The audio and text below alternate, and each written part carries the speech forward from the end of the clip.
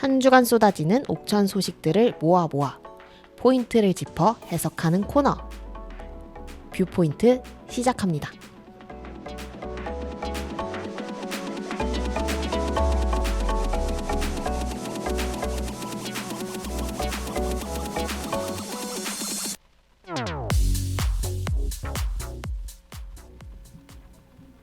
네, 안녕하세요. 저는 옥천신문 이현경 기자입니다. 네, 안녕하세요. 옥천 FM 공동체 라디오 이예수 PD입니다. 잘 지내셨어요? 네, 잘 지내고 있습니다. 어떻게 좀 지내고 계신가요? 요새 너무 바빠 보여서 저번 주에 솔직히 좀 힘들어 보였어요.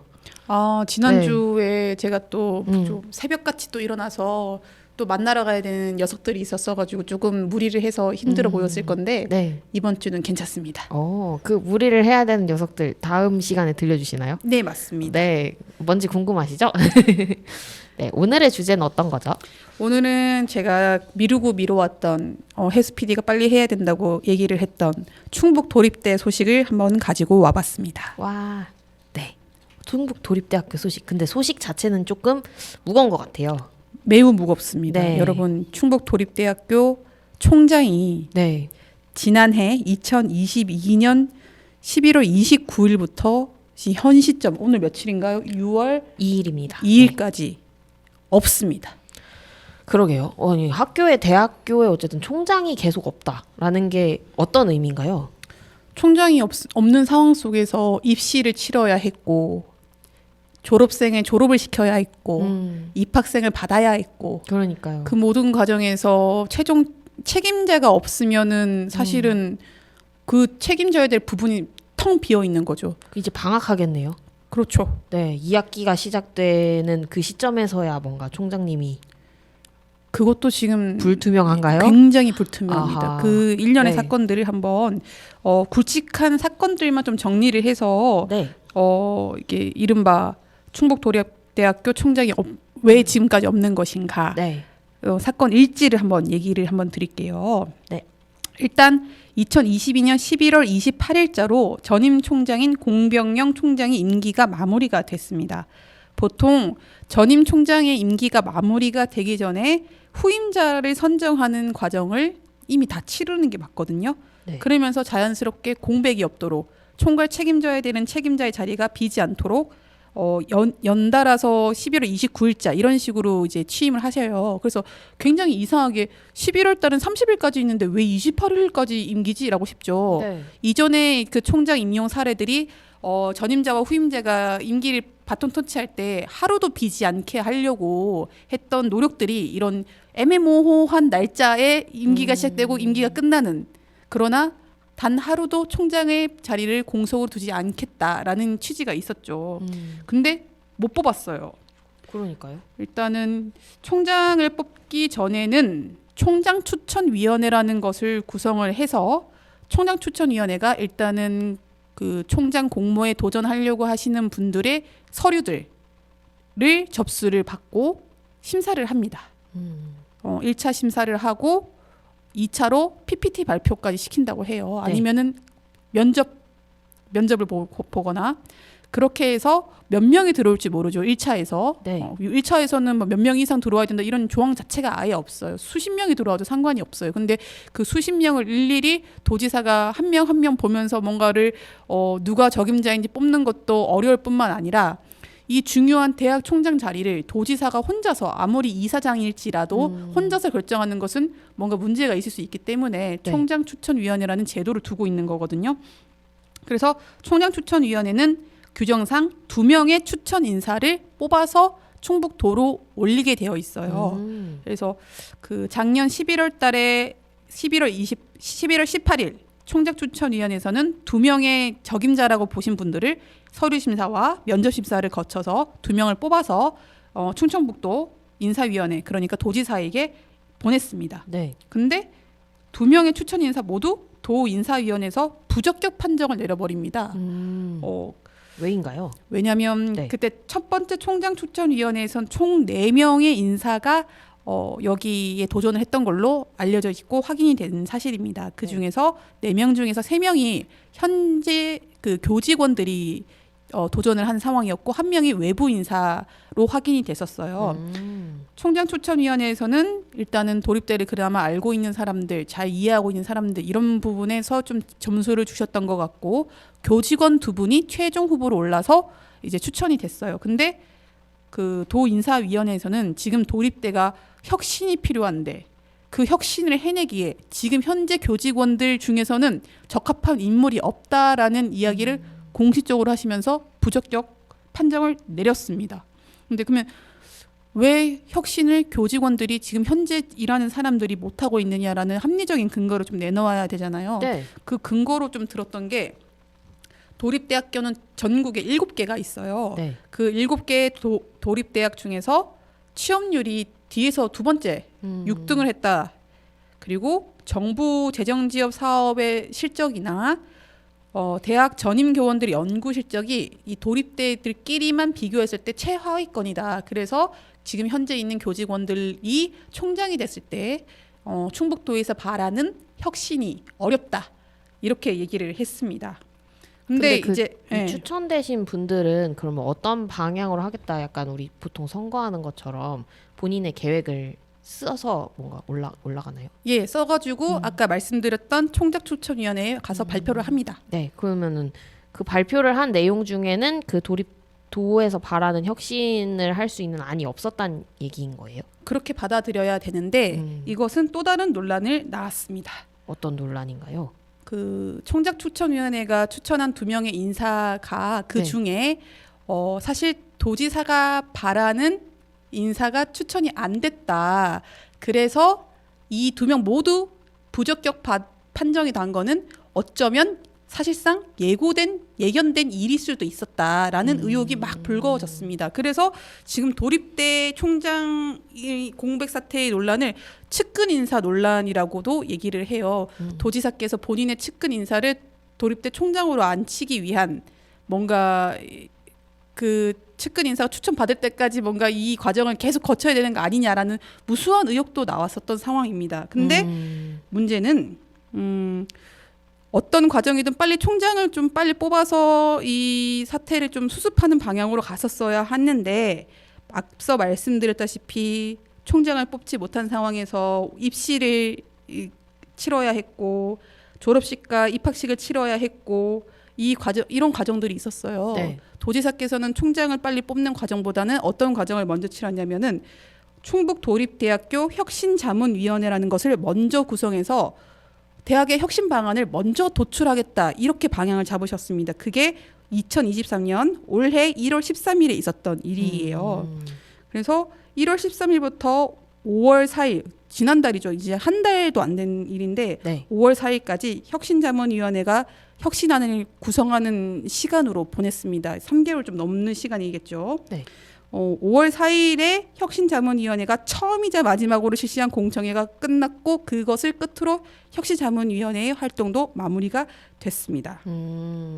그리고 이제 이 혁신안을 가지고 이미 도출된 혁신안을 가지고 이 혁신안을 제대로 수행할 수 있는 총장을 뽑겠다라는 것이 이 2번째 총장추천위원회가 구성되고 인사를 하는 과정의 핵심적인 목표가 됐었어요. 그래서 5월 12일자로 총장추천위원회가 다시 구성이 됐고 또 2명의 인사를 추천을 해서 도인사위원회로 올렸습니다. 근데 여기는 아까 앞서 말씀드렸었던 작년에 구성되어 있던 총장추천위원회가 총추위, 줄여서 총추위거든요. 총추위가 떨어뜨린 사람이 이번 2번째 총장추천위원회에서는 추천 인사로 당당하게 도로 보고가 됩니다. 보고가 되고 도인사위원회에서는 이걸 검토하는 과정에서 작년에 떨어졌던 분을 1순위자로 도지사께 보고를 드립니다.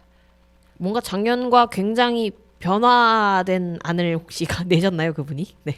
거기까지는 확인이 안 돼요. 왜냐하면 총추위 안에서 내용들이 사실 그 인사에 영향을 미칠 수 있다 이런 근거를 들어서 굉장히 공개가 되지 않고 있는 상황이어서 어떤 내용들의 PT 발표를 했는지 어떤 식의 면접을 하고 답변을 했는지를까지는 확인하기가 좀 어렵습니다. 그런데 어쨌거나 작년에 있었던 총장추천위원회에 도전했던 4명의 인사, 네. 그리고 이번 두 번째 4명의 인사, 또 4명의 인사였는데 겹치는 사람은 이분 한 분뿐이었어요. 아, 겹치는 분 또 한 분밖에 없어요. 네, 만약에 뭐 인원도 겹쳤는데 작년 총추에서는 이 사람이 떨어졌고 이번 총추에서는 붙었고 이랬으면 더 문제가 됐을 텐데 다행인지 불행인지 그런 상황은 발생하지는 않았습니다. 네. 자, 이제 그러면 이제 1순위로 왔고 사실 의혹은 있었다만 네. 측근 인사를 뽑기 위한 그 수많은 과정의 일환이었다는 의혹은 있었지만은 어쨌든 이제 형식적으로는 1순위로 이제 올라오셨어요, 그분이. 그러면은 이제 도지사께서 이제 총장을 뽑고 이제 임용 절차를 끝내서 이제 빨리 정상화, 그리고 도민들이랑 이렇게 공론의 장을 거쳐서 혁신안을 좀 가지고 뭔가 도립대를 안정화시키는 방향으로 가면 되는데 네. 당연히 측근 인사 논란이 또 불거질 수밖에 없지 않겠습니까? 그쵸. 앞서 말씀드린 것처럼 첫 번째 떨어진 사람이 두 번째는 1순위가 된 거면 네. 사실 그러면 만약에 8명의 후보자가 있었다고 치면은 중간 등수밖에 못했다는 얘기잖아요, 최소한. 그죠. 그러니까 적임자들 놔두고 중간 등수를 뽑았다 이런 거밖에 안 되니까 당연히 측근 인사 논란이 될 수밖에 없고 네. 그것이 도 일간지 언론을 중심으로 굉장히 많이 논란이 되고 막 논란을 낳고 이렇게 막 굉장히 또 일파만파 퍼지는 네. 모양새였어요. 그러자 이제 기자회견을 하셨어요. 이 사람을 안 지는 30년은 넘었지만 측근 인사, 뭐 낙하산 인사 그렇게 볼 수가 없다라고 얘기를 하시면서 뭔가 해명을 하시려고 하셨는데 잘 안 됐죠. 납득이 잘 안 됐어요. 도민들 납득시키지 못하셨고 이 논란이 잠재워지지 않으니까 어떻게 나오셨냐? 총장을 뽑지 않으셨습니다. 그러면 또 그 사이에 학생들과 학교는 계속 혼란을 겪게 되겠네요. 굉장히 혼란스러워하고 네. 계십니다. 혼란스러워하는 것뿐만이 아니라 총장 공백을 두고 이제 학교도 이 언론의 인터뷰부터 시작해가지고 주변인들의 물어보는 것부터 시작해서 얼마나 많은 피로도가 그죠. 겹겹이 쌓여 있겠습니까? 그래서 학교도 제발 이제는 누구든지 좀 총장을 좀 뽑아놓고 비판할 거면 비판하시고 뭐 요구할 거 있으면 요구하시고 하는 게 낫지 않느냐라는 진짜 굉장한 피로도를 호소하고 계십니다. 사실 이 모든 과정이 마무리가 됐으면 6월 1일자로 총장이 임명되는 게 수순이라고 보고 있었거든요. 네. 근데 벌써 6월 2일인데 총장 없고요. 이게 또 지사께서는 뭐 도민과 그 의견을 모아서 뭐 합의된 안을 도출하는 게 우선이다. 뭐 이게 서두를 필요 없다. 이런 식으로 얘기를 좀 하고 다니신대요. 그래서 언제 총장이 오실지 사실 어느 시점인지 누구도 지금 얘기를 못하고 있습니다. 도립대에 물어봐도 모른다고 하시고요. 도립대를 관할하는 소관부서도 대답을 시원하게 해주지 못하고 있어요. 왜냐하면 최종 인사권자는 도지사다. 그러니까 도지사 입만 바라보고 있는 형태가 지금까지 지금 이어지고 있습니다. 근데 그러면 도립대학교에 총장이 없을 때는 그 책임자는 도지사인가요? 도지사는 이사장의 역할을 하고 계시는 거고 사실 최종 책임은 무조건 도지사가 질 수밖에 없는 구조라고 보고 있어요. 근데 어쨌든 총장 대행의 역할을 교수님들이 지금 하고는 계세요. 아하, 그렇군요. 네, 그런 상황입니다. 그런데 네. 여기서 우리가 짚고 가야 될 포인트가 하나가 있습니다. 네. 충북 도립대에 뭐 혁신이 필요하다. 아, 그러면 도지사가 도립대를 조금 더 활성화시키고 지금보다 좀 더 역할을 지어주려고 하는구나라고 해석을 하실 수 있었지만은 어떤 여론이 더 지배적이었냐면 도립대 운영을 도 예산으로 운영하는 것에 대해서 지사가 굉장히 불만을 가지고 있구나.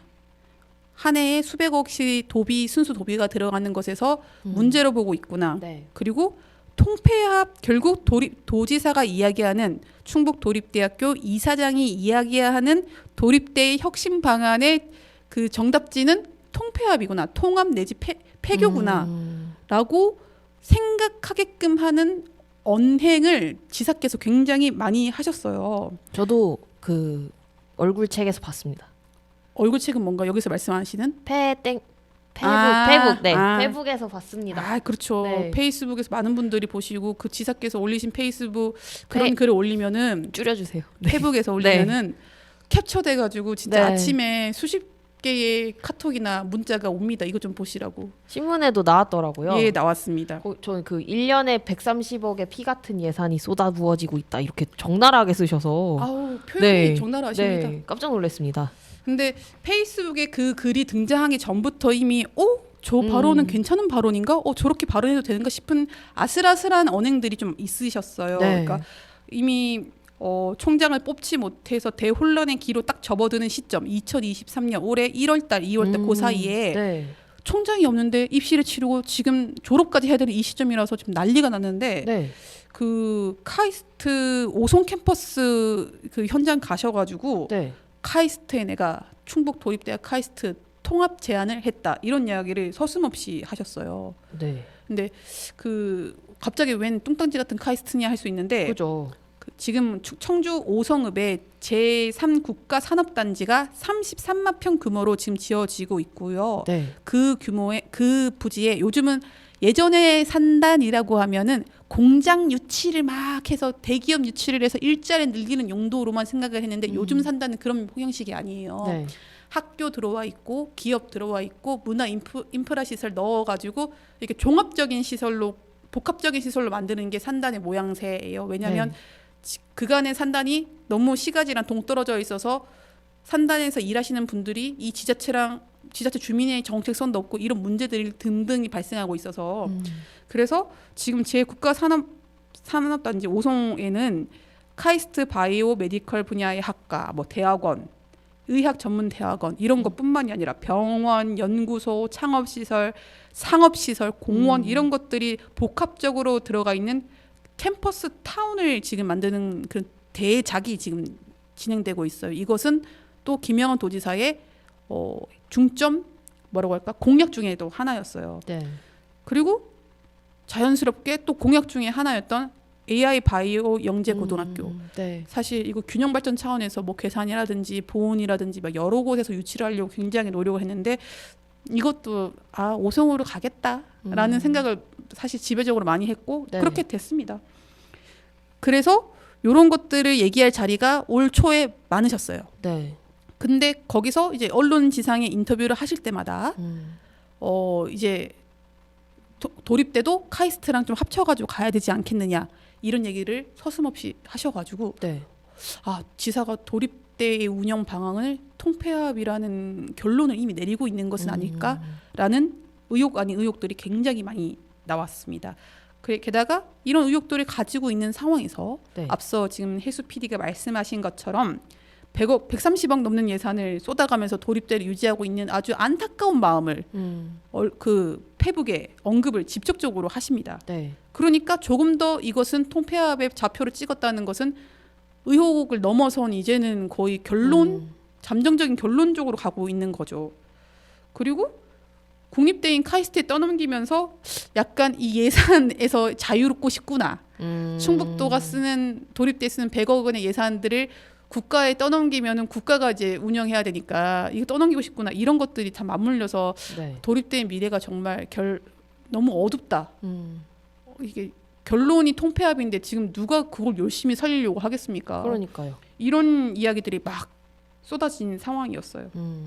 근데 사실 카이스트가 도립대랑 통합 뭐 하는 것 자체가 말이 되냐? 그렇죠. 근데 왜 지사는 던졌을까? 이런 것들에서 막 이렇게 분석하고 해석하고 하는 그 과정 속에서는 굳이 꼭 카이스트랑만 통합할 필요는 없다. 이렇게 언급을 해놓으면 지사의 의사를 조금 이렇게 분석하고 해석하면서 많은 기회의 장이 열릴 것이다. 그것을 노린 게 아니겠느냐라는 뭔가 해석들이 나왔고요. 네. 그 해석대로 충북도립대와 국립충북대의 통합설 돌았고요. 충북도립대와 사립전문대인데 충북보건과학대의 통합설도 돌았습니다. 그냥 불을 붙인 거예요. 이게 통합을 지금 하면서 뭔가 자구책을 찾아나가야 되는 다른 대학들한테 나 도립대 이사장은 통폐합 마음 있어. 관심 있으면 연락해. 뭐 이런 느낌으로 받아들이고 해석할 수밖에 없었다라는 게 지금 많은 해석에 약간 공감대를 많이 사고 있는 것들이에요. 네. 자, 지금 또 하나 또 얘기할 게 있죠. 혁신자문위원회 만들어서 그 혁신안 도출한다고 했죠. 네. 이미 도지사가 통폐합에 좌표를 찍어놨는데 혁신안이 어떻게 나올까 정말 궁금했거든요. 네. 통폐합 당연히 언급이 됐습니다. 언급이 될 수밖에 없죠. 그 혁신안을 짜는 거가 도지사의 의지로 이 위원회가 꾸려졌고 작업을 했으니까요. 거기서 뭐 통폐합을만 언급된 것 아니에요. 각종 이야기들이 쭉쭉쭉 나왔는데 네. 지사의 의지가 많이 반영된 혁신안이었다고 생각이 듭니다. 지사가 이렇게 해라 저렇게 해라 직접적인 언급을 하지 않으셨더라도 이미 지사의 뜻이 페이스북과 다수의 언론 인터뷰에서 이미 다 드러났기 때문에 거기에 맞는 입맛에 맞는 뭔가 나왔다고 생각이 좀 들 수밖에 없었어요. 왜냐하면 재정 자립도 높이는 방식을 고민을 많이 해야 된다 이런 얘기가 나왔어요. 이것은 아까 130억의 예산이 혈세가 돈 먹는 하마 이런 식으로 표현이 많이 됐거든요. 네. 그러니까 도입 때도 니네 스스로 니네 학교 운영비를 벌 수 있는 돈을 마련할 수 있는 방법을 강구해라 이런 느낌의 혁신안에 들어가 있단 말이죠. 근데 도입 때는 보통 다른 대학들의 수입원의 대부분은 뭘까요? 학비요? 학비예요. 네. 대한민국 학비 중 사립대학교, 국립대학교 만만치 네, 않잖아요. 비싸죠. 도립대학교는 무상교육이거든요. 네. 학비로 뭔가를 할 수가 없어요. 게다가 학비가 있다고 해도 전교생 수가 작기 때문에 교직원 수를 유지할 수 있는 자립을 유지할 수 있는 그 숫자가 안 나와요. 근데 재정 자립도를 높이는 것을 혁신한 과제로 던졌어요. 그러면서 예시로 든 게 또 카이스트입니다. 카이스트가 그 산학협력단 네. 대학마다 다 있잖아요. 그러니까 그 산업과 산업군과 학문군과 묶어서 이제 같이 상생 발전할 수 있는 방안을 뽑고 학교에서는 열심히 그에 해당하는 인재를 육성해서 산업계에 보내주고 네. 결국에는 국가 발전 뭐 취업률 이런 거 같이 동시에 해결하자는 그런 산학협력인데 카이스트가 산학협력의 모델을 이번에 좀 빌드업 시켰대요. 진짜 있는 기업들과 학교의 콜라보레이션뿐만이 아니라 학생들이 스스로 창업을 할 수 있도록. 네. 왜냐하면 이제는 기업들이 이제 이게 일자리를 뽑는 것들이 이제 점점점 줄어들고 AI가 차지하는 비율도 많고 이제는 이전에 전에 없던 영역들을 창업하는 영역들이 더 많이 늘어나야 된다라는 게 지금의 이제 이런 표현이 좀 마음 아프지만 인력 시장, 노동 시장의 이 분위기고 카이스트 같은 경우에는 새 분야로 나아갈 수 있는 인재를 발굴해낼 뭔가 자신감도 있었던 것 같고요. 그러면서 카이스트가 산학협력단이라는 거를 빌드업하면서 이름부터 바꿨다고 해요. 가치 창출원. 그러면서 카이스트 홀딩스. 갑자기 뜬금없이 또 홀딩스. 느낌이 어쩌면 돈이 따라붙을 것 같은. 네. 그러니까 기업 같네요. 맞아요. 어떻게 하냐면 카이스트 홀딩스의 역할은 이러이러한 아이템을 가진 학생들이 창업을 할 때 창업 자금을 열심히 이제 모아와서 지원해주는 방식인 거예요. 이런 식으로 재정 자립도를 하고 학교 안에서 기업들을 많이 만들고 그 기업들이 학교에 다시 기여할 수 있게 하고 이러면서 약간 자립 형태를 만들어가고 이랬을 때 국가가 적극적으로 지원해주고 그리고 카이스트 학생들이 뭔가 창업을 한다고 했을 때 투자하고 싶은 사람들 투자도 많이 모으고 이런 뭔가 방향으로 카이스트가 그림을 그려가고 있는데 이런 모델을 도립대가 조금 참고할 필요가 있다라고 얘기하지만 여하튼 100억 원의 예산을 매년 들어간 예산을 충북도 혼자 감당하게 하지 마라. 재정 자립도를 챙길 수 있는 방안을 니네가 고민을 해라. 라는 말이 혁신안에 담겨 있습니다. 네. 그리고 혁신안에 당연히 아까 말씀드렸던 그 통폐합 얘기를 하는데 정말 마음 아프게 해요.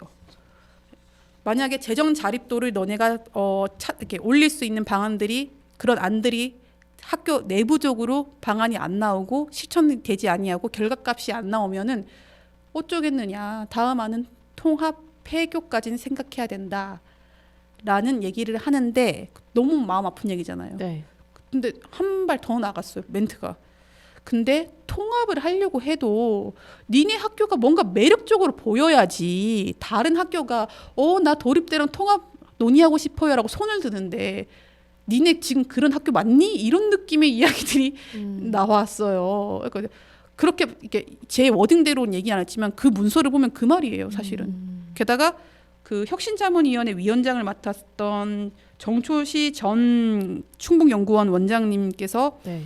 한 언론에 쓴 기고글에 혁신 추진하면서 몸값을 높여 통합을 대비해야 된다라는 식의 워딩을 그대로 쓰셨어요. 그러니까 지금의 도입되는 통합도 지금 어딘가를 하기 어렵다라는 얘기를 하신 거예요. 그래서 그런 얘기를 하셨고요. 폐교까지도 언급이 되어 있기 때문에 되게 무시무시한 혁신안이 나왔다라고 볼 수가 있습니다. 거의 뭐 이렇기 때문에 김영환 지사의 도립대 통폐합은 이미 이제 스타트가 됐고 진행 중에 있다라고 해석하시는 분들도 많습니다. 그럴 것 같아요. 여기까지 일단 정리를 하고요. 네. 노래를 한 곡 들으면서 리플레시하고 오겠습니다. 어떤 노래를 들을 건가요? 제 방송을 가장 기다려주시고 가장 청취를 많이 해주시고 사랑해주시는 우리 청취자분께서 제가 조용필 씨 팬이라는 것을 알게 되었습니다. 네. 그래서 조용필 씨 곡을 가지고 왔는데 박정현 씨가 부른 버전으로 듣고 싶습니다. 네, 알겠습니다. 박정현 씨의 이젠 그랬으면 좋겠네 듣고 오겠습니다.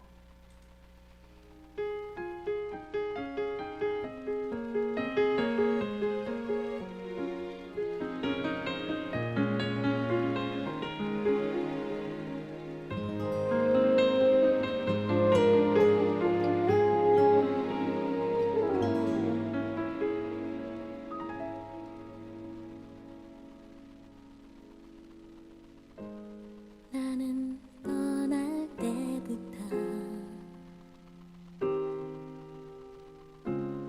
다시 돌아올 걸 알았지.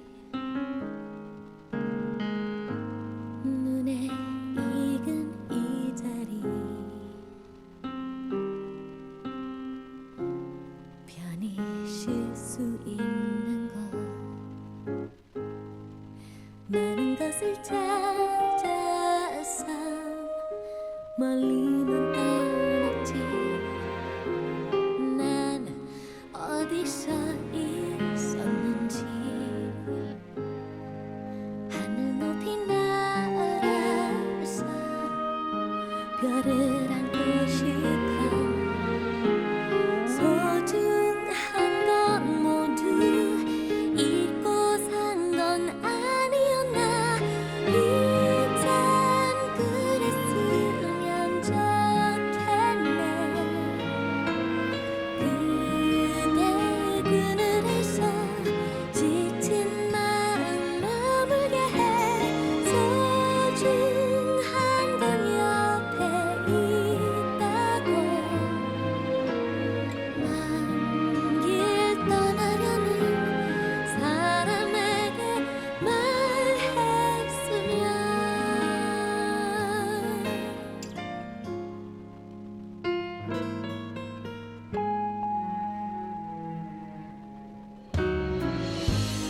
너를 보낼 때부터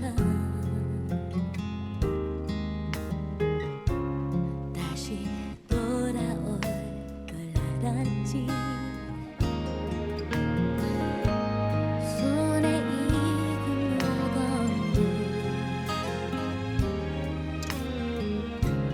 편히 잘 수 있는 곳 숨고 싶어 헤매던 세월을 딛고서 넌 무얼 느껴왔는지. 하늘 높이 날아서 별을 안고 싶어. 소중한 건 모두 잊고 산 건 아니었나. 이젠 그랬으면 좋겠네.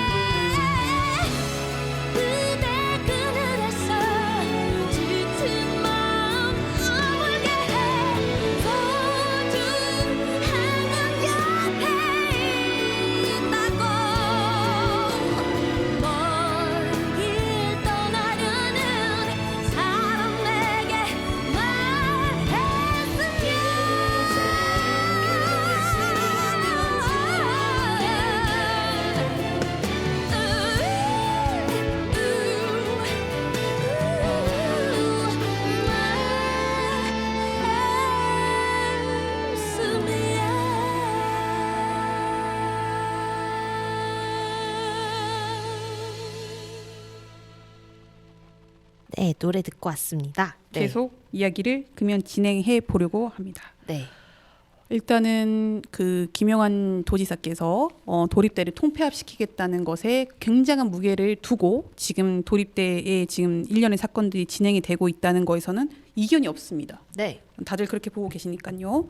근데 어쨌거나 카이스트에 넘기고 싶어하는 것 그리고 사실상 뭔가 통합이 된다고 하면은 가장 유력하게 이야기되고 있는 것이 국립충북대와 충북도립대 간의 통폐합이거든요. 네. 물론 여담이지만 네. 충북대학교에서 굉장히 이 안을 되게 선호하지 않는다라는 여론이 있다고 합니다. 아하. 이것은 굉장히 의미가 뭔가 추측이 가능한 것이 충북대는 일전에 통합을 한번 하려고 시도를 하였을 때 네. 그때 교통대와의 통합을 적극적으로 추진을 했었고 아. 약간 뭔가 2안인가 3안으로 도립대와의 통합도 염두에 두기는 하겠다 이렇게 얘기를 했던 적이 있어서 네.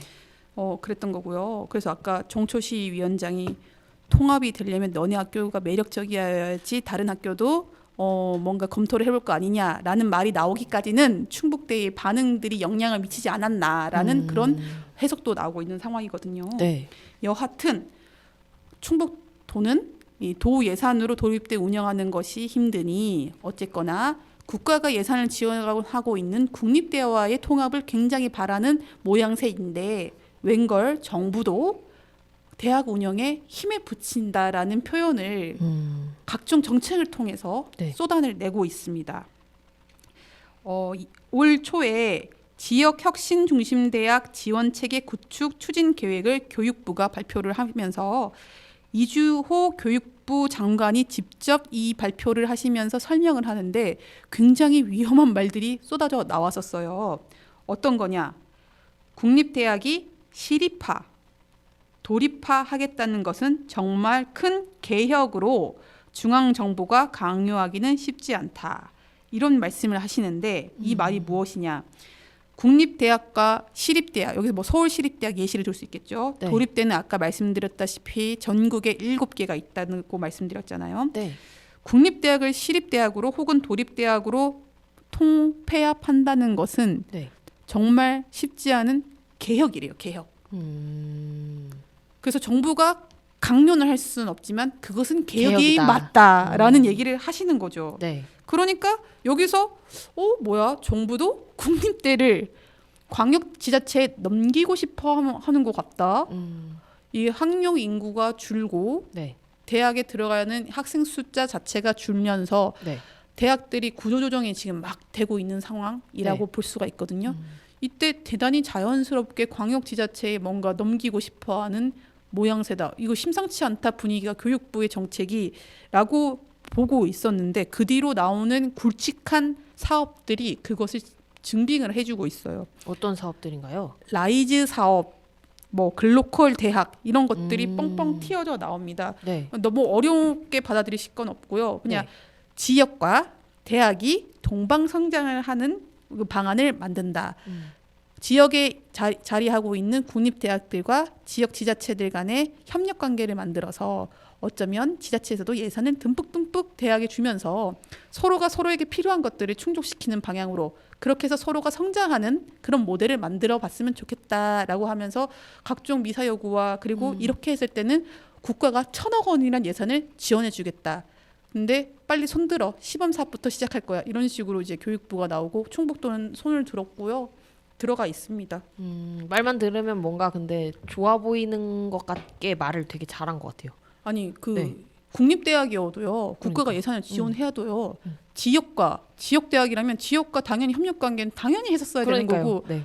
그것은 이 뭐 1,000억 원 예산을 지어주고 광역지자체 중심, 국가 중심이 아니라 광역지자체 중심의 대학 운영으로 가야 된다라고 하기 전부터 네. 국가 주도였을 때도 그렇게 했었어야 되는 게 맞아요. 그렇죠. 근데 근데 그걸 마치 예. 네, 베푸는 것처럼 굉장히 그래서 네. 와 지금 이 상황이 지금 우리 대학들이 처해 있는 현실이 정부도 책임을 지려 하지 않고 광역 지자체도 책임지려 하지 않고 이제 이 지경이구나.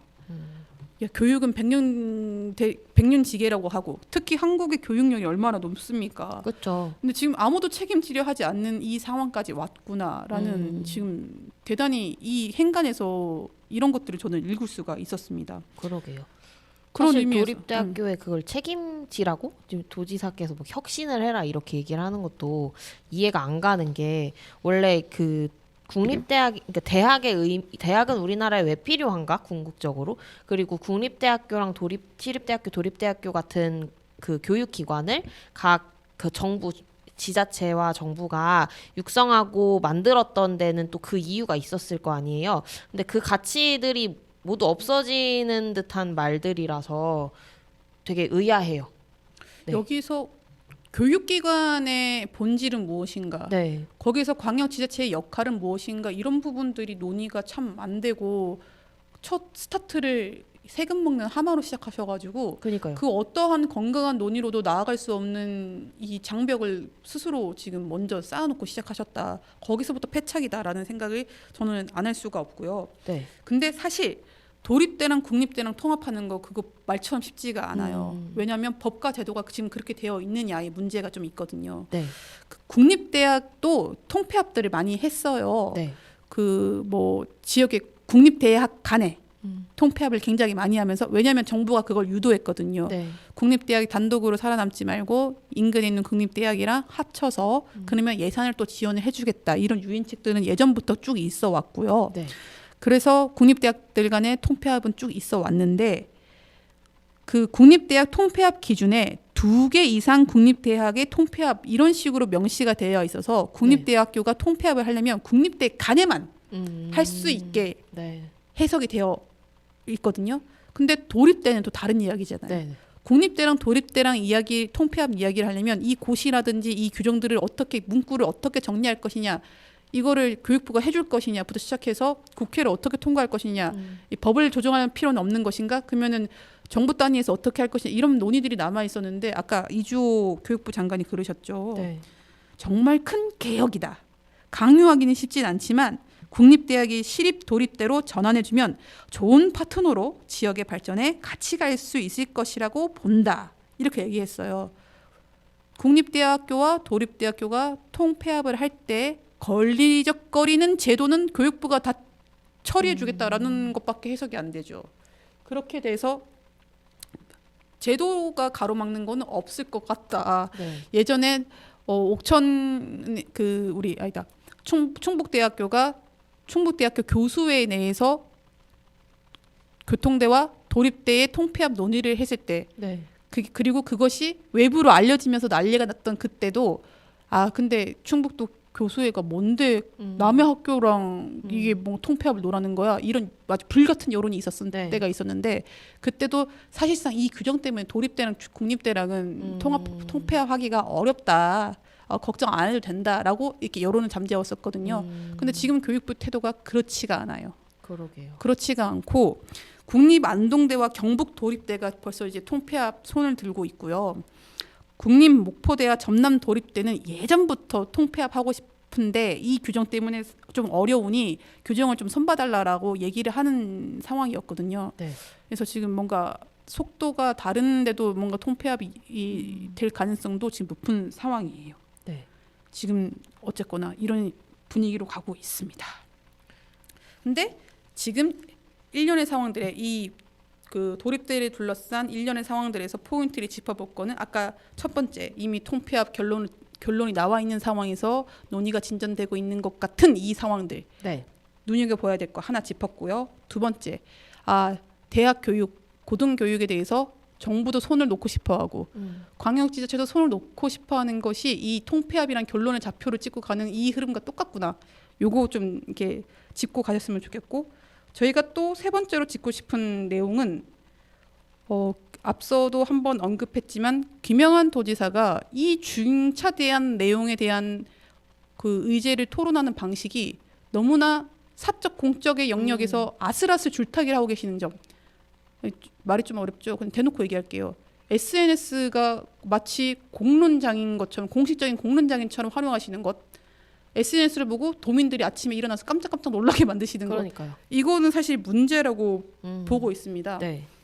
SNS가 쌍방향 소통 도구라고 할 수가 있나요?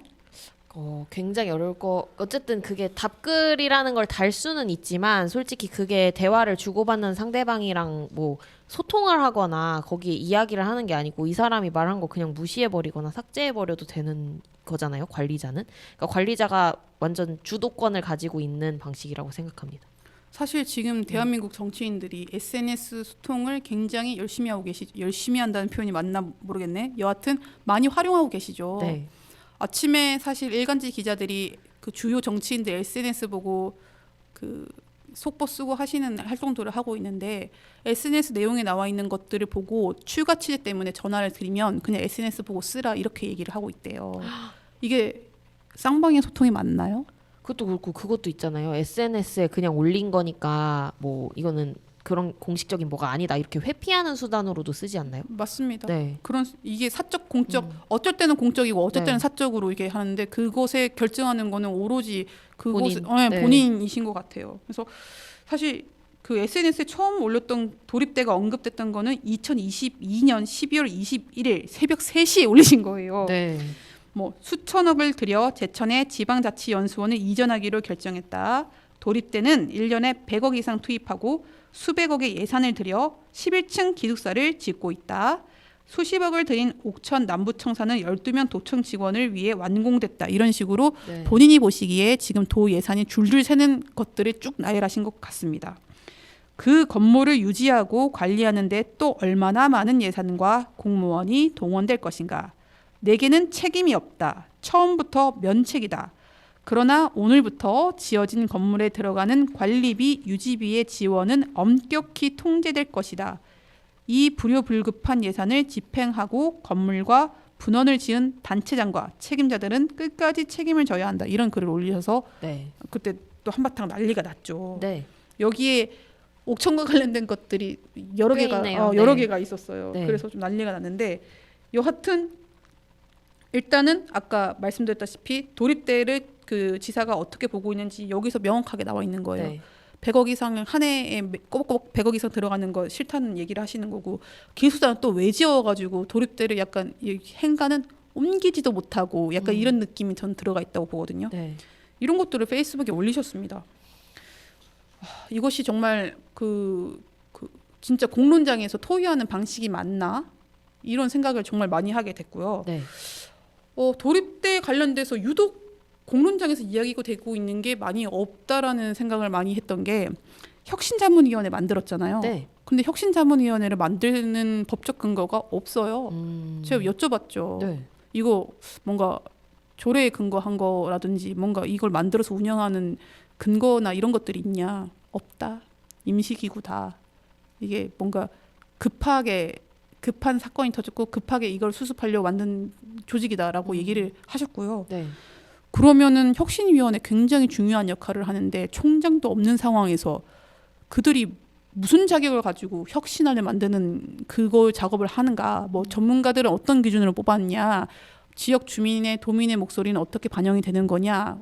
옥천에 소재하고 있는데 옥천을 대표할 수 있는 사람의 발언 뭐 자들은 있느냐? 이런 것들을 물었을 때 굉장히 대답을 하기 곤란해했고요.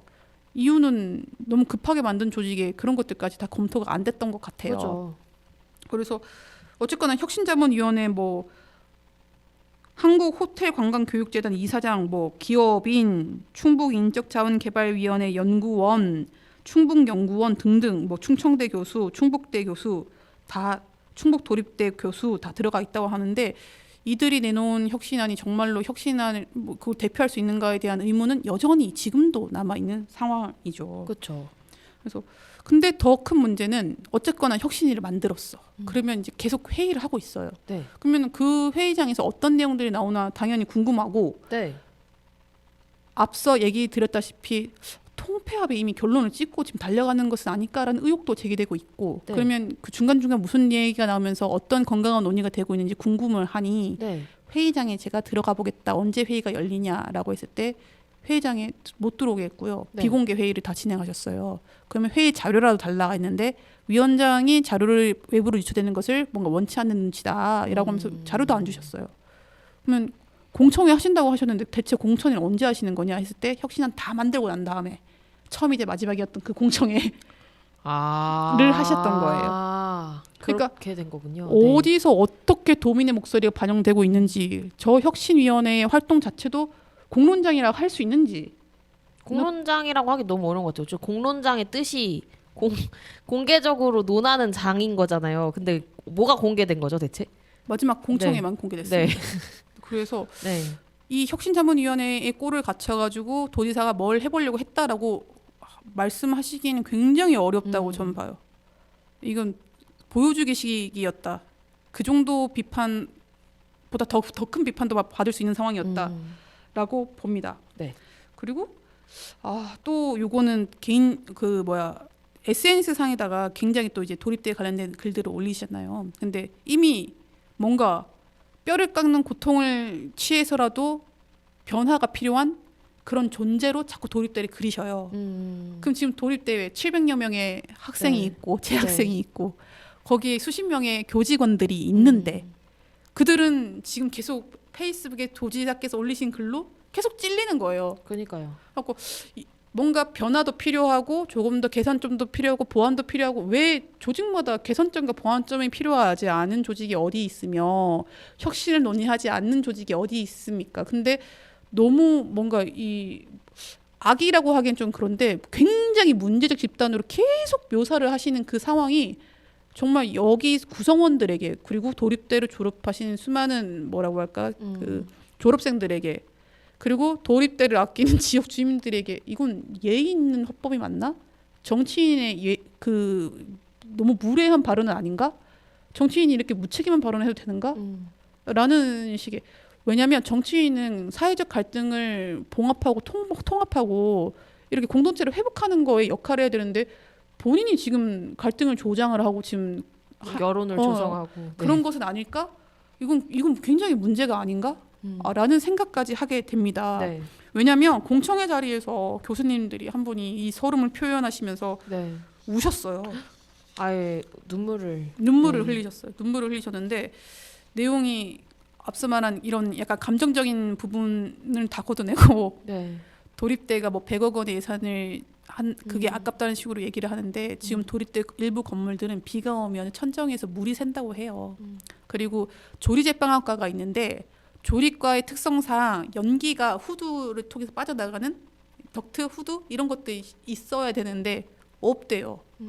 최근에 급식 조리사 분들이 그 튀기고 네. 굽고 하는 것들이 장시간 노출되어 있는 것이 폐암으로 연결될 수 있는 가능성이 계속 제기되고 있잖아요. 네. 그래서 덕트 시설이 후두 시설이 꼭 필요한데 없대요. 그거를 지어달라 물 새는 강의실 이거는 좀 아니지 않느냐라고 여러 번 얘기를 했지만 여전히 고쳐지고 있지 않다고 합니다. 이런 상황 속에서 자기네들이 마치 정말로 문제적 집단 오브 문제적 집단처럼 묘사되는 거가 너무 서러우신 상황을 얘기하다가 순간 울컥해서 눈물을 보이시더라고요. 그리고 도립대는 태초부터 균형 발전에 방점을 찍고 탄생한 학교예요. 그때 네. 1980몇 년도인데 저 찾아놨어요. 네, 찾아놨어요? 네. 오, 네. 네, 말씀해 충북 주시겠어요? 도립대학교의 전신. 그러니까 도립대학교가 왜 생겼는가부터 얘기를 하면 좋을 것 같아서 네네네. 찾아놨습니다. 1998년에 문을 연 옥천 전문대학이 충북 도립대학교의 전신인데 이 옥천 전문대학은 농촌 지역 학생들에게 고등 교육을 제공하고 도내 첨단 산업단지 및 지방 공단에서 일할 수 있는 전문 기술 인력을 양성하겠다는 목적으로 충청북도가 주도해서 세워졌다고 합니다. 어쨌든 농촌 지역 학생들에게 교육을 제공한다는 의미에서 그런 대학을 지었던 것으로 알고 있습니다. 맞습니다. 그러면은 이 설립 취지에 맞게 운영이 네. 되고 있느냐, 그리고 설립 취지에 맞는 결과값을 내고 있느냐라는 이 설립 그 기준이 따로 평가 기준이 따로 있어야 되는데 대한민국은 너무 대학들의 평가 기준이 천편일률적이다. 네. 아까 말씀드렸다시피 취업률 이런 거. 과연 이런 목적으로 만들어진 대학도 취업률, 연구 결과율 이런 것들로 똑같은 선상에 똑같은 기준을 놓고 이른바 스카이 대학과 카이스트와 뭐 이런 것들랑 비교를 당하는 게 맞느냐. 설립 취지에 조금 더 관심을 가져달라라는 얘기도 교수님들 통해서 얘기가 나왔었어요.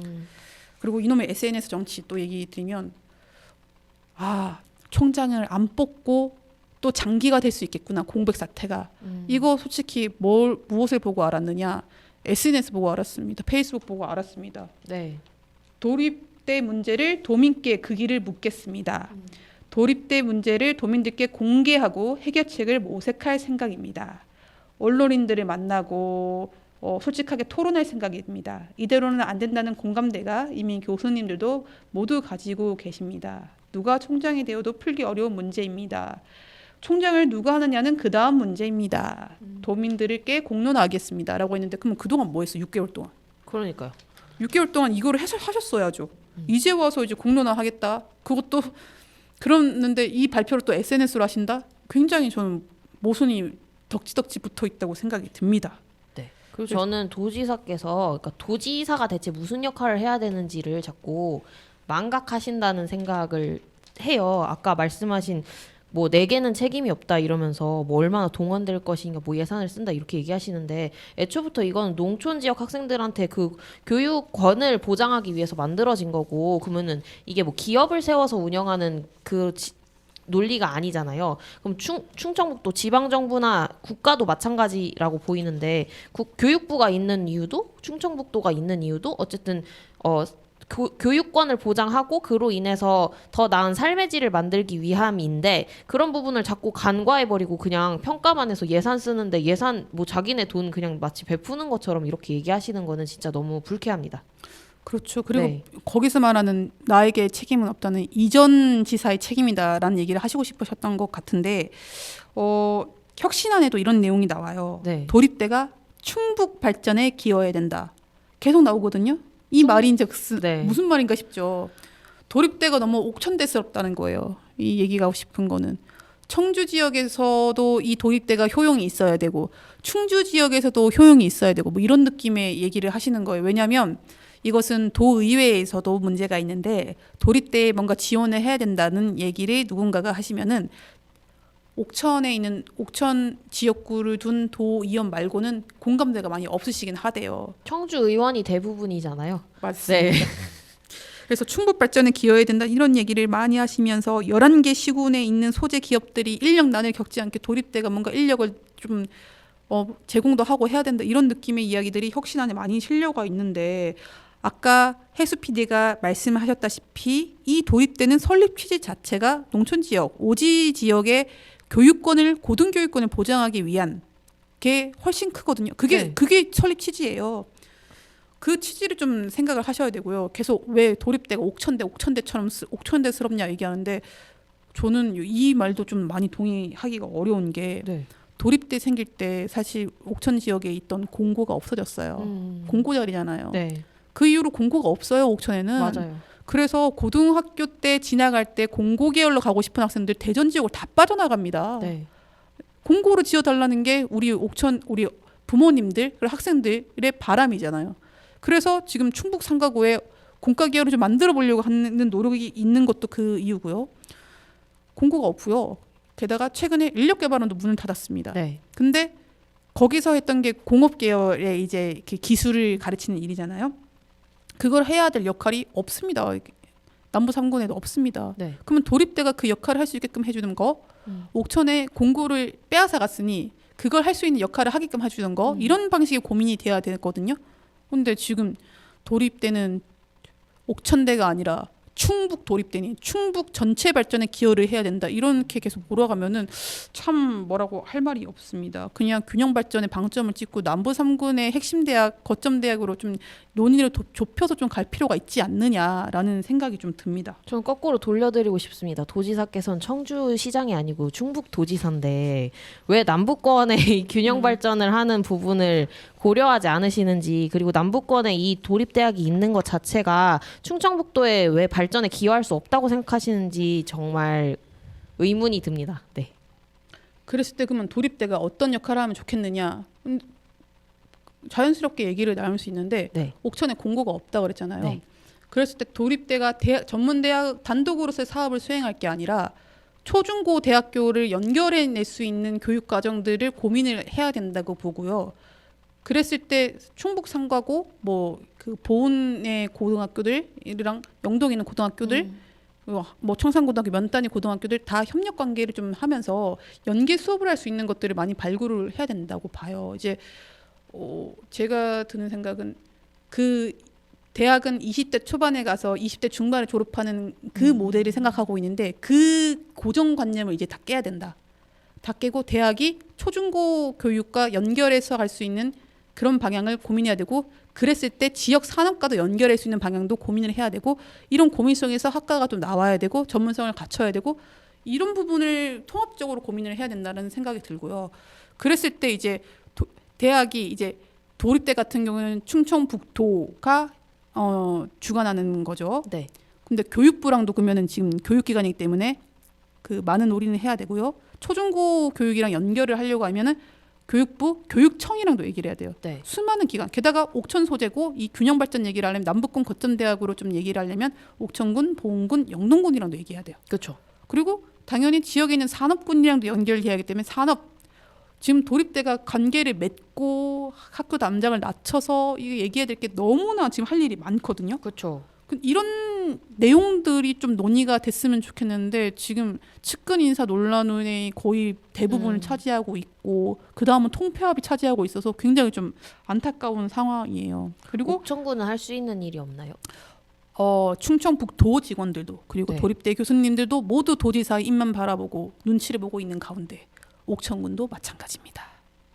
그러니까 원래 취지대로라면 옥천군이 할 수 있는 일은 뭐가 있나요? 옥천군도 우회 지원들 그리고 상생 협약을 맺어서 지원 같은 걸 하고 있었어요. 네. 가령 대학 타운형 도시재생 사업, 이거 옥천군, 충북도, 충북도립대가 함께 국토교통부에 신청을 해서 사실 도립대 앞에 일종의 대학 거리를 만들겠다, 이런 것들을 이제 취지로 시작했는데 막 사업이 많이 쪼그라들긴 했지만 지자체랑 상생할 수 있는 사업들이 굉장히 많습니다. 학교랑. 나아가서는 이 도시재생 사업이 잘 됐더라면은 그 다음은 이제 공설시장을 좀 이제 안에서 학생들이 공설시장의 뭐 캐릭터도 만들고 그 안에서 필요한 창업도 하고 이런 것들까지 나아갈 수 있는 그런 것도 고민을 했거든요. 네. 그럼 지자체와 대학이 협력 관계가 얼마나 쫀쫀해야 되고 할 수 있는 게 얼마나 많은데 이런 것들을 논의할 수 있는 기회들이 다 놓친 거라고 봐요. 충북에 기여를 해야 되는데 옥천에만 기여를 하고 있으면 안 된다, 이런 얘기 또 나올 거거든요. 안타깝죠. 네. 그리고 도립대를 바라보는 시선 중에 우리 지역 주민들도 이런 것들을 좀 가지고 계세요. 청년들이 좀 유입이 되는 창구가 도립대여야 되는데 지금 너무 만학도가 많다. 아니 만학도가 많으면 안 돼요? 그러니까요. 만학도가 왜 많으면 안 됩니까? 만학도가 많으면 어쨌든 그로 인해서 계속 뭔가 지역 주민들이 자기 개발도 하고 성장할 수 있잖아요. 맞습니다. 네. 지금 사실 저는 아닌 것 같은데 제 아래 세대는 100세 시대일 것 같아요. 저는 한 8, 90일 것 같고 여하튼 100세 시대에 대학교 고등교육을 한 번 받아가지고 인생을 살아낼 수 없다고 생각이 듭니다. 왜냐하면 기술 발전이 너무 빨라요. 그렇죠. 대학에서 고등교육 뭐 초중고 대학교까지 고등교육까지 다 받았어. 내가 기술 하나만 가지고 100세까지 먹고 사느냐? 안 될 것 같아요. 그리고 우리 대한민국 그렇게 복지가 쫀쫀하지 않습니다. 그렇죠, 그렇죠. 제가 봤을 때는 한 진짜 70까지 열심히 일해서 모은 돈으로 100세까지 살아야 되는데 한 기술 가지고 70까지 돈을 못 벌 것 같거든요. 그러면 중간중간에 재사회와 재교육화가 필요해요. 대학 저는 2번, 3번 가야 되는 상황도 발생할 수 있다고 보거든요. 그럼 어떻게 책임질 거야? 그러니까요. 저는 평생 직업 교육 대학들이 등장을 할 수밖에 없다고 보고, 대학교가 아까 말씀드렸다시피 20대 초반에서 20대 중반에 졸업하는, 지금 그거 많이 깨졌죠. 맞아요. 졸업을 계속 연기하고 취업이 너무 어려우니까 20대에 들어가서 30대에 나오는 그런 모델이 아니라 전 세대 전 연령들이 생애 주기별로 필요할 때 고등교육을 받을 수 있는 그런 교육기관으로 바뀌어야 된다. 그거는 어쩔 수 없는 시대의 흐름이고 과제다. 그거를 지금 준비해야 되고, 그랬을 때 남부 3군의 거점 대학의 도립대가 어떻게 직업 평생 교육을 가져갈 것인가. 뭐 문화 취미 말고 진짜로 먹고 사니즘을 고민할 수 있는 이런 것들을 고민을 해야 되고, 이랬을 때 지역 주민들이 만학도가 많다고 계속 약간 날선 시선을 보낼 게 아니라, 우리 동네에 이제 노인 인구가 많아졌어. 그러면서 50대 여성들이 자꾸 요양보호사랑 이런 것들을 진출을 하는데, 이 기본 교육을 받아야 되는데 받을 데가 없어서 그 주말마다 버스 대절해서 김천으로 가, 딴 데로 가. 이거 사실 남부 3군에서 도립대가 해결해 줘야 되는 문제 아니야? 사회복지과까지 있는데 이런 고민들을 하면서 학과 개편을 하고 야간 개설을 하든 주말 개설을 하든 지역 주민들이 재사회화, 재교육화 그리고 그것이 다시 인력 시장에 나아가서 순환될 수 있는 이런 것들을 고민을 해야 된다고 보거든요. 네. 지역에서 필요한 교육이 있다는데 그것도 제대로 지금 안 되고 있는데 무슨 뭐 지금 아까 뭐 홀딩스 뭐 이런 얘기를 하고 있으니 진짜 좀 옆에서 보기 좀 안타깝고 이런 이야기들을 공론장을 열어서 얘기를 해야 되는데 네. 안 되고 있으니까 더 답답한. 그니까요. 뭐 도민과 공론장이라고 하셨는데 옥천 주민들조차 어쨌든 이 공청회 참가한 인원이 얼마나 되겠어요? 거의 공청이 처음이자 마지막으로 연 공청이 어쨌거나 옥천에서 했기 때문에 옥천 신문도 가서 지켜보고 했지만은 저는 이 공론장이 훨씬 더 많이 열렸어야 됐다 라고 봅니다. 그렇죠. 오늘 준비한 이야기는 여기까지입니다. 네. 어쨌든 이렇게 우리 지역에 있는 충북도립대학교가 굉장히 논란 속에 네. 해결은 잘 안 되고 아직까지 힘든 상황인 것 같습니다. 그러면 이 문제가 잘 해결될 수 있도록 계속 공론장을 뭐 도에서 안 열어주면 옥천에서 열을 수도 있는 거 아닌가요? 맞습니다. 네, 옥천군에서도 좀 적극적으로 열면 좋겠네요. 네, 희망을 담으면서 마지막 노래를 들으려 합니다. 어떤 노래를 선곡하시겠습니까? 제가 정말 개인적으로 좋아하는 노래입니다. 인스타그램 가수 딘의 노래입니다. 들으면서 오늘 방송 마무리하겠습니다. 감사합니다. 안녕.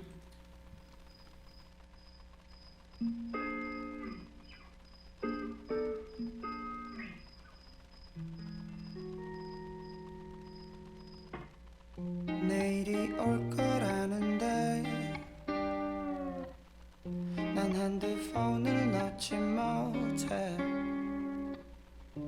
잠은 올 생각이 없대 yeah. 다시 인스타그램 하네 잘난 사람 많고 많지 누군 어딜 놀러 갔다지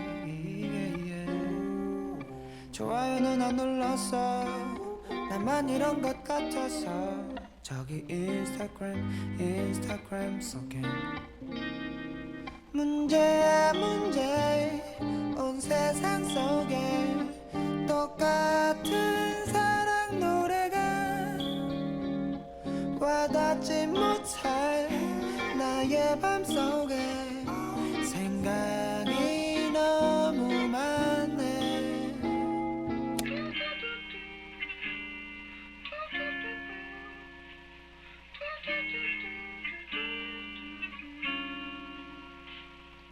복잡해 틈만 나면 바뀌는 게 관둘래 이놈의 정보화 시대 단단히 잘못됐어 요즘은 아는 게 더 괴로운 것 같은데 가면 갈수록 너무 어려워 나만 이런 건지 그런 말고 뭐 영화 말고 뭐 나도 결국 동네 맘엔 구멍이 있어 그건 뭘로도 못 채우는 것 난 지금 가라앉는 중인 걸 내 못난 바다 속에서 문제야 문제 온 세상 속에 똑같은 사랑 노래가